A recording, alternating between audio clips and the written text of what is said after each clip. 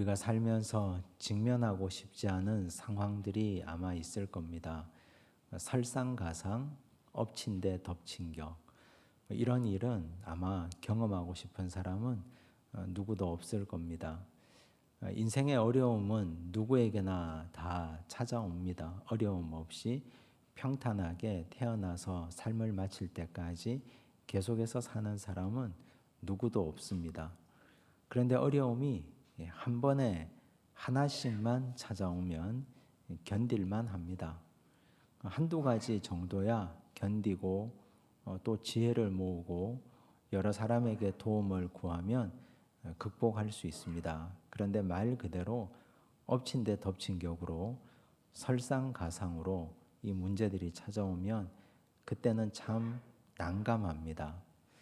자녀 문제가 있는데 거기에 엎쳐서 경제적인 문제까지 함께 오고 또 거기에 더해서 인간관계 문제까지 또 찾아온다면 그건 참 어려운 문제입니다. 그때 어떻게 해야 되겠습니까?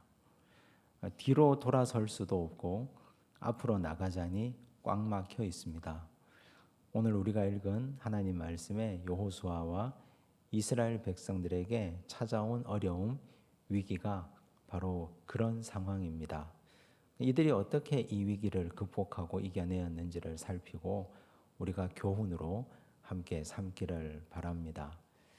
기브온 거민들이 여호수아와 이스라엘 백성들을 찾아옵니다. 그들은 가까이 있는 사람들이었습니다.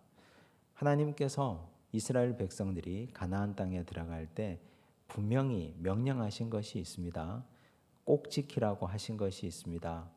들어가면 가나안 땅에 타락한 7 족속이 있으니 그들과 타협하지 말고 그들과 통혼하지 말고 무조건 쫓아내라 말씀하셨습니다. 그런데 기브온 거민들은 변장하고 왔습니다. 멀리서 온 척하고 왔습니다. 기도하지 않았습니다. 여호수아도 그랬고 이스라엘 백성들 지도자도 여호와께 묻지 않습니다. 그리고 그들을 불쌍히 여깁니다. 어줍잖은 휴머니즘이 그들 마음속에 솟아나와서 불쌍하니까 그들과 조약을 덜컥 맺습니다. 살린다고 약속해버렸습니다. 그런데 사흘이 지나서 그들이 가까이 있는 사람인 줄 알았습니다. 그때 어떻게 하겠습니까? 방법이 없지 않습니까? 조약을 맺었는데 물을 수도 없고 그냥 그대로 갈 수밖에 없습니다. 후회해봐야 기도하지 않은 죄를, 기도하지 않은 자신의 죄를 탓해봐야 이미 지나간 일이 됩니다. 그런데 그 다음 더 큰 문제가 생겼습니다. 이런 기브온 거민들을 괘씸하게 여긴 그 땅에 살고 있는 다른 족장들이 연합체를 구성합니다. 이것들이 우리에게 물어보지도 않고 이스라엘과 화친을 맺다니 5 왕들이 함께 연합군을 조성했습니다. 그리고 그들이 기브온 거민들을 치기 위해서 일어나 달려갑니다. 5절 말씀을 보십시오. 함께 읽습니다. 아모리 족속의 5 왕들 곧 예루살렘 왕과 헤브론 왕과 야르뭇 왕과 라기스 왕과 에글론 왕이 함께 모여 자기들의 모든 군대를 거느리고 올라와 기브온에 대진하고 싸우니라.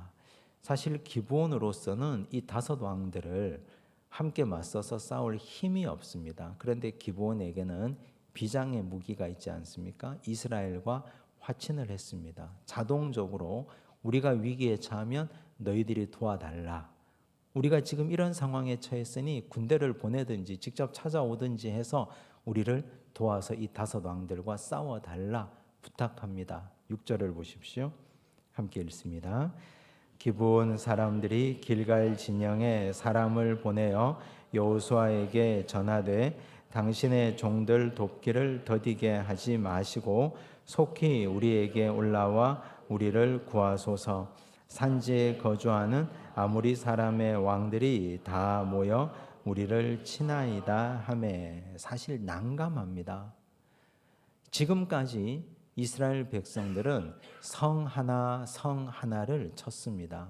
여리고성, 아이성, 그리고 기브온 거민과 화친했습니다.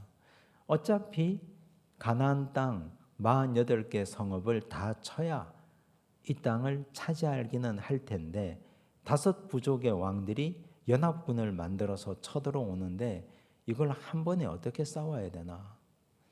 그런데 사실 돌아보면 그들이 기본 거민들과 화친한 것 때문에 이런 일이 일어났습니다. 하나님께 기도하지 않았기 때문에 이런 위기가 발생하고 만 것입니다.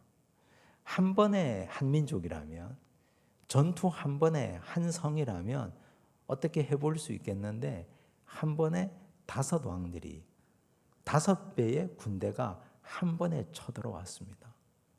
조약을 맺었기 때문에 약속을 지키지 않을 수도 없고, 약속을 지키자니 우리가 이들과 싸워서 이길 수 있는 힘이 없고 버겁습니다.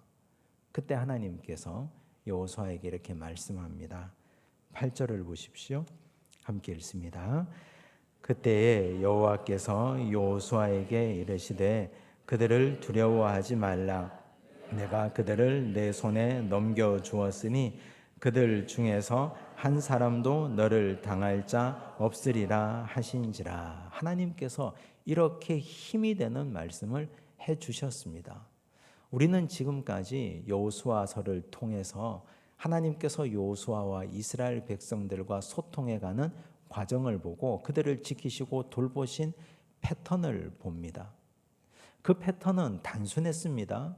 여호수아가 이스라엘 백성들이 하나님께 엎드려 기도할 때, 즉 하나님 안에 있을 때 하나님은 반드시 이런 말씀을 해주셨다는 말입니다.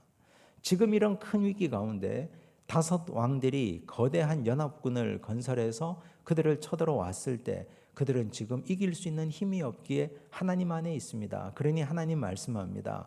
두려워하지 말라고, 너를 당할 자가 없을 것이니 맞서 싸우라고 힘과 용기를 주십니다.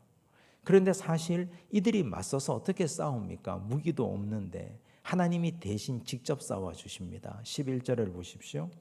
함께 읽습니다. 그들이 이스라엘 앞에서 도망하여 베토론의 비탈에서 내려갈 때에 여호와께서 하늘에서 큰 우박덩이를 아세가에 이르기까지 내리심에 그들이 죽었으니 이스라엘 자손의 칼에 죽은 자보다 우박에 죽은 자가 더 많았더라. 하나님께서 우박을 내리십니다. 즉 하나님께서 직접 대신 싸워 주셨다는 뜻입니다. 이렇게 어마어마한 군대가 쳐들어왔는데 이스라엘 백성들로서는, 여호수아로서는 도무지 싸워서 이길 수가 없었기 때문에 하나님께서 직접 대신 하늘의 징조를 통해서, 우박을 통해서 이들을 직접 무찔러 주시고 이겨 주셨습니다. 이것이 하나님이 하신 일입니다. 우리는 여기서 아주 귀한 교훈을 깨달아야 됩니다. 하나님 안에 있어야 된다는 말입니다. 우리가 하나님 안에 있으면 상대는 우리에게 아무런 문제가 되지 않습니다. 상대가 5 부족의 왕들이 연합군을 만들었든지 아니면 10명의 왕들이 그보다 더 배가 되는 군대를 가지고 쳐들어오든지 그건 아무 문제가 되지 않습니다. 문제가 되는 건 내가 하나님 안에 있느냐, 하나님 밖에 있느냐, 내가 하나님과 함께 거하느냐, 그렇지 않느냐 하는 것이 문제가 됩니다. 여호수아가 그랬지 않습니까? 요단강을 건널 때 그는 하나님 앞에 밤새도록 기도했고 하나님께서는 요단강 건너는 방법을 알려주셨습니다. 여리고성 앞에서 할례받고 누워있을 때 그때도 그들은 하나님 안에 있었습니다. 견고하게 꽉 닫힌 여리고성을 허물어뜨릴 때 그들도 역시 그때도 하나님 안에 있었습니다. 그런데 아이성 전투는 어땠습니까?